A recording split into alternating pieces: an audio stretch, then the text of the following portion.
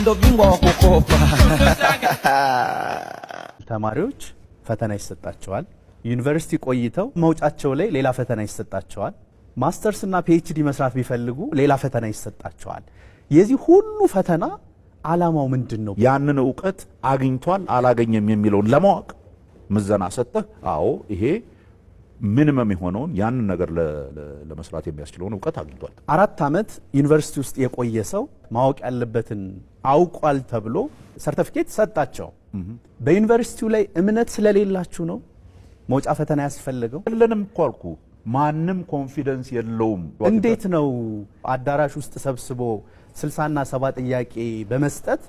ያንድን ሰው ትክክለኛ ዕውቀት ችሎታ መለካት የሚቻል የፈተና አወጣጥ ዕውቀት ያላችሁ ሰዎች የሚጠቀሙበት ሲስተም አለ የትምህርት ስርዓታችን የኢትዮጵያን መልክ የሚመስል አይደለም የተለየ ነገር ያለን ለማስመሰል ለምትሞከሩ ነው ማይገባል ለምንድን ነው ሁሉ ነገር ከውጭ የመጣ ምናስመስለው ነው የኛስ ነገር መውጣት የለበትም ምንም የተለየ ነገር አይደለም የተለየንም አለን እኮ የተለየ ነገር አለን